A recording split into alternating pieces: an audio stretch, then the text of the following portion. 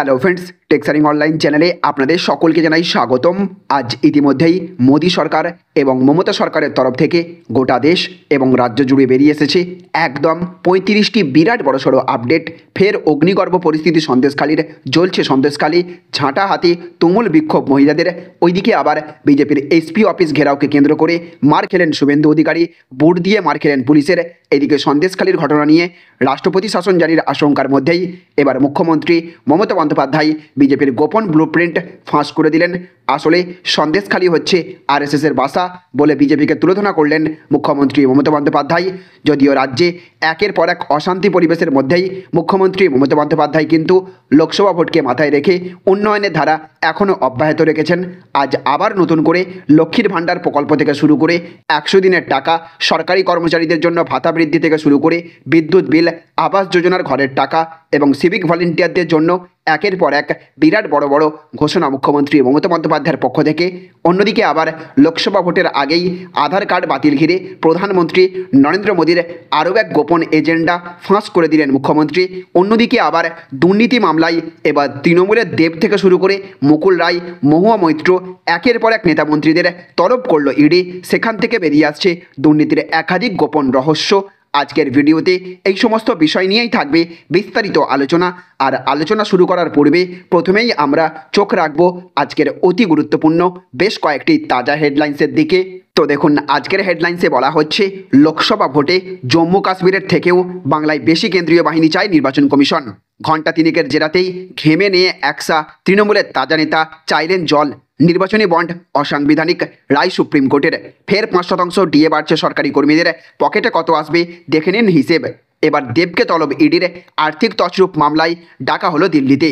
সন্দেশখালীকে উত্তপ্ত করতে নন্দীগ্রাম মডেল, বিজেপির ষড়যন্ত্র ফাঁস করে অডিও প্রকাশ কুণালের। কার্ডের মাধ্যমে দেওয়া যাবে না বাড়ি ভাড়া, টিউশন ফি, কড়া নির্দেশ রিজার্ভ ব্যাংকের। ওই দাদাই তো বলতো রাতে এসো, দাঁড় করিয়েই আসল দাদার নাম সামনে এনে পার্টি অফিসে কী হতো পাই টু পাই বললেন আরও এক সাক্ষী। আরও বেশি মানুষকে 100 দিনের কাজের টাকা, আবাস যোজনা নিয়েও বড় ঘোষণা মুখ্যমন্ত্রীর। বদলির সুযোগ সিভিক ভলেন্টিয়ারদেরও, বড় পদক্ষেপের পথে মমতার সরকার। দিতে হবে না 75 ইউনিট বিদ্যুতের বিল। রাজ্য সরকারের এই প্রকল্প অনেকেই জানেন না। অ্যাকাউন্টে ব্যালেন্স নেই, তারপরও ব্যাংক থেকে 10,000 টাকা তুলতে পারবেন। জিওর সস্তা প্ল্যান, আপনি মাত্র 5 টাকায় দৈনিক আনলিমিটেড কলের সুবিধা পাবেন। মমতা বন্দ্যোপাধ্যায়কে পদ ছাড়তে হবে, কটাক্ষ করলেন দিলীপ ঘোষ। কেন্দ্রীয় কর্মীরা আর 8ম বেতন কমিশন পাবেন না, এবার এইভাবে বেতন বাড়বে। এইদিকে আবার সন্দেশখালীতে পৌঁছতেই সুবন্দিকে বুট দিয়ে মার পুলিশের। ঝাঁটা হাতে মহিলারা, বিজেপির বিক্ষোভে উত্তাল একের পর এক জেলা, জলকামান ছুড়ল পুলিশ। এইদিকে 2 ঘন্টায় আসছে শিলাবৃষ্টি, সঙ্গে ঘন ঘন পড়বে বাজ। একাধিক জেলায় প্রবল দুর্যোগ। মমতাকে মিমির পত্রবোমা, আর ভোটে দাঁড়াতে চায় না। গালাগালি শোনার রুচি নেই আমার, দিদির কাছে ইস্তেফা মিমির। সন্দেশখালী আরএসএসের বাসা, বিজেপিকে দোষারোপ করে মমতার মুখে শাহজাহানের নাম। 21শে ফেব্রুয়ারি নয়, 100 দিনের টাকা দেওয়ার দিন পিছলেন মুখ্যমন্ত্রী, কেন জানবো। এইদিকে আবার মুকুল রায়কে তলব ইডির, হাঁটতে পারেন না, যাবেন কি করে, প্রতিক্রিয়া ছেলের। বিজেপির হয়ে ক্যাম্প করছে বিএসএফ। চোপড়ার ঘটনায় দোষী জওয়ানদের শাস্তির দাবি মমতার। কৃষক আন্দোলনকে পূর্ণ সমর্থন জানিয়েও পাঞ্জাব সফর স্থগিত মুখ্যমন্ত্রীর। আপার প্রাইমারিতে শিক্ষক পদে চাকরি হয়ে যাবে। বিস্ফোরক অডিও ফাঁস শুভেন্দুর, শুনুন। বিদেশি মুদ্রা আইন লঙ্ঘনের দায়ে মহুয়া মৈত্রকে সমন ইডির। লক্ষ্মীর ভাণ্ডারের টাকা বেড়েছে, বাংলার কত মহিলা পাবেন এই ভাতা, হিসেব দিলেন মমতা। আধার বাতিলে ভোট বাতিলের আশঙ্কা মমতার।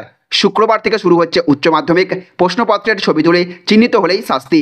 মুখ্যমন্ত্রী করলে বাংলাকে বদলে দেব, মন্তব্য মিঠুন চক্রবর্তীর। তো এই সমস্ত হেডলাইনগুলি ছাড়াও রয়েছে মমতা সরকারের তরফ থেকে এই মুহূর্তে আরও একটি বড় ঘোষণা। তাই অবশ্যই মনোযোগ সহকারে সারাদিনের অত্যন্ত গুরুত্বপূর্ণ খবরগুলি একটা ভিডিওতেই দেখে নিন। আর এই ভিডিওটি শুরু করার পূর্বে আপনাদের কাছে ছোট্ট একটা অনুরোধ, অবশ্যই এই ভিডিওটা লাইক করে দেবেন এবং জনস্বার্থে ভিডিওটিকে প্রচুর পরিমাণে শেয়ার করবেন। আর আপনি কোন জেলার কোন ব্লক থেকে এই মুহূর্তে এই ভিডিওটি দেখছেন অবশ্যই ভিডিওর কমেন্ট বক্সে লিখে জানিয়ে দেবেন। তো দেখুন, আজকের প্রথম খবরেই বলা হচ্ছে ওই দাদাই তো বলতো রাতে এসো, আসল দাদার নাম সামনে এনে পার্টি অফিসে কি হতো পাই টু পাই বললেন আরও এক সাক্ষী। তো 1 সপ্তাহ হতে চলল, জ্বলছে সন্দেশখালী। গ্রামের মহিলাদের একাংশ পথে নেমেছেন তৃণমূল নেতা শেখ শাহজাহান, শিবু হাজরাদের বিরুদ্ধে। তাদের অভিযোগ রাত্রিবেলা পার্টি অফিসে ডেকে নিয়ে অত্যাচার করা হতো। এই ঘটনা প্রকাশ্যে আসতে তোলপাড় বাংলার রাজ্য রাজনীতি, শাসক বিরোধী উভয়ই নেমেছে তরজায়। এর মধ্যেই ফের মুখ খুললেন সন্দেশখালীর আরও এক মহিলা। তিনি এই সকল মিটিংগুলোর সাক্ষী গতকাল অকপট ওই মহিলা জানালেন, রাত্রি 10টার সময় মিটিং ডাকতেন শিবু, তা চলতো রাত 12টা-1টা পর্যন্ত। মিটিংয়ে ঠিক কী কী হতো সেই সবও জানিয়েছেন ওই নাম প্রকাশ্যে অনিচ্ছুক মহিলা। সন্দেশখালিতেই বাড়ি এই মহিলার, তার উপর দায়িত্ব থাকতো পার্টির মিটিংয়ের লোক জোগাড় করার। তিনি জানিয়েছেন মূলত বুথ ভিত্তিক মিটিংগুলো চলতো, আর প্রতিটি বুথের দায়িত্বে থাকা নেতা নেত্রীদের কাজ ছিল লোক জোগাড় করার। মহিলাটি বলেছেন, যদি কখনো লোক কম আসতো তখনই দাঁড় করিয়ে জিজ্ঞাসা করতো তোমার এলাকা থেকে কেন লোক কম এসেছে। তারপর বলতো তুমি আজ রাতে 200 লোক নিয়ে এসো, তার মধ্যে ছেলে মেয়ে সকলেই থাকতো। আমি পার্টি অফিসে তোমাদের নিয়ে মিটিং করব। পার্টির মিটিং রাত্রিবেলা কেন? সেই প্রসঙ্গে উত্তর দিতে গিয়ে ওই মহিলা হেসে বলেছেন, সে তো বলতে পারবো না, তবে শিবুদাই বলতো রাতে লোক নিয়ে এসো, তারপর মিটিং হতো। সন্দেশখালির বাসিন্দা নিজেও স্বীকার করেছেন কখনো কখনো রাত 10টা থেকে মিটিং শুরু হতো, তা চলতো 12টা থেকে 1টা পর্যন্ত। এত রাতে মিটিং ডাকা নিয়ে কেন কেউ প্রতিবাদ করেনি। শিবু হাজরার মিটিংয়ে উপস্থিত মহিলা জানিয়েছেন ওরাই শেষ কথা, ওদের মুখের ওপর কে কি বলবে। এখন যেহেতু বেপাত্তা সেই কারণে লোকে মুখ খুলছে, আর এটা সত্যি যে ওরা জোর করে জমি নিয়ে নিত। তিনি আরও বলেছেন, আর সকল মহিলারা যে অভিযোগ করছেন সেটা কিছুটা ঠিক, তবে উভয়ের ইচ্ছা না থাকলে কিছু হয় না, আর মেয়েরা ইচ্ছা অনিচ্ছা কিছুই প্রকাশ করতে পারে না। এর আগে আরও এক মহিলা শিবু হাজরার বিরুদ্ধে অভিযোগ করতে গিয়ে বলেছিলেন, আমাদের ছোট ছোট বাচ্চাগুলোর স্কুল যাওয়া বন্ধ করিয়ে জোর করে রাজনীতিতে নামিয়েছে ওরা, বাড়ির মেয়েদের কোনো সম্মান দেয়নি, মেয়েদের শেষ করে ফেলেছে। রাত 10:30টার সময়ে মেয়েদেরকে উঠিয়ে আনতো পার্টি অফিসে, আজ আমাদের দেওয়ালে পিঠ ঠেকে গিয়েছে। এদিকে আবার আজকের আরও একটি বড় খবর, সন্দেশখালিতে পৌঁছতেই শুভেন্দুকে বুট দিয়ে মার পুলিশের, সরবেরিয়ায় ভয়ঙ্কর ঘটনা। তো সন্দেশখালি যাবার পথে জায়গায় জায়গায় তার পথ আটকেছে পুলিশ, গাড়িতে উঠে চলেছে ছানবিনও। সব টপকে বেলা 2:15 নাগাদ সন্দেশখালি পৌঁছান রাজ্য বিধানসভার বিরোধী দলনেতা শুভেন্দু অধিকারী, সঙ্গে 3 বিধায়ক চন্দনা বাউড়ি, তাপসী মণ্ডল, শঙ্কর ঘোষ। কিন্তু সরবেরিয়া পৌঁছতেই পুলিশ কর্তার সঙ্গে ব্যাপক তর্কাতর্কিতে জড়িয়ে পড়েন শুভেন্দু অধিকারী। মিনাখার এসডিপিওর সঙ্গে তিনি বচসায় জড়িয়ে পড়েন। শুভেন্দুর বাসের চাকা সেখানেই স্তব্ধ হয়, বাস থেকে নেমে পড়তে বাধ্য হন শুভেন্দু। সেখানেই বিরোধী দলনেতা অভিযোগ করেছেন পুলিশ বুট দিয়ে তাকে মেরেছেন, তার পা চিপে দিয়েছেন। রাস্তায় বসে পড়েন শুভেন্দু, উত্তপ্ত হয়ে ওঠে পরিস্থিতি। তো দেখুন আজকের আরও একটি বড় খবর, 21শে ফেব্রুয়ারি নয় 100 দিনের টাকা দেওয়ার দিন পিছলেন মুখ্যমন্ত্রী। তো 21শে ফেব্রুয়ারি নয় 100 দিনের প্রকল্পে বঞ্চিত শ্রমিকরা টাকা পাবেন 1 মার্চ থেকে। বিধানসভায় জানালেন মুখ্যমন্ত্রী মমতা বন্দ্যোপাধ্যায়, মনরেগা প্রকল্পে বাংলার জব কার্ড হোল্ডাররা কেন্দ্রের টাকা পায়নি, তাদের পাওনা মেটানোর উদ্যোগ নিয়েছেন খোদ মুখ্যমন্ত্রী। 21শে ফেব্রুয়ারি থেকে তাদের টাকা পাওয়ার কথা, কিন্তু সেই দিনক্ষণ বদল হলো বলে জানালেন মমতা। কেন হঠাৎ দিন বদল? কারণ হিসেবে মমতা জানিয়েছেন 21 লক্ষ নয়, সার্ভে করে দেখা গিয়েছে বঞ্চিত শ্রমিকের সংখ্যা 24 লক্ষ, তাই টাকা পাঠানোর দিন বদল করা হলো। এদিকে আবার আজকের আরও একটি বড় খবর, লক্ষ্মীর ভাণ্ডারের টাকা বেড়েছে, বাংলার কত মহিলা পাবেন এই ভাতা, হিসেব দিলেন মমতা। তো মমতা বন্দ্যোপাধ্যায়ের অন্যতম জনকল্যাণকারী প্রকল্পগুলির মধ্যে একটি হলো লক্ষ্মীর ভাণ্ডার। মহিলাদের সার্বিক উন্নয়নের লক্ষ্যে এই প্রকল্প, বাংলার সব মেলিয়ায় যাতে হাত খরচের টাকা পেতে পারেন সেই জন্য লক্ষ্মীর ভাণ্ডার প্রকল্প চালু করেছে রাজ্য সরকার। বিধানসভায় এবছর বাংলার কত মহিলা এই সরকারি ভাতা পাবেন তার হিসেব দিয়েছেন এবার মুখ্যমন্ত্রী মমতা বন্দ্যোপাধ্যায়। এবছর ভাতা বাড়ার পাশাপাশি উপভোক্তাও বেড়েছে। মুখ্যমন্ত্রী জানিয়েছেন লক্ষ্মীর ভাণ্ডার বেড়ে হলো 2,13,00,000, 24,50,000 রয়েছেন 100 দিনের কাজের জব কার্ড হোল্ডার।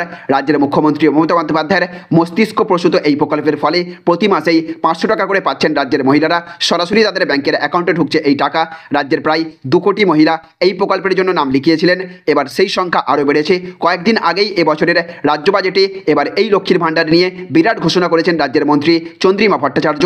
লক্ষ্মীর ভাণ্ডার প্রকল্পে ভাতা 500 টাকা বাড়ানো হয়, যার ফলে 1000 টাকা করে পাবেন মহিলারা। অন্যদিকে জনজাতি মহিলাদের জন্য ভাতা বাড়িয়ে করা হয়েছে 1200 টাকা। আগামী মে মাস থেকে নতুন বাড়ানো ভাতা পাবেন মহিলারা।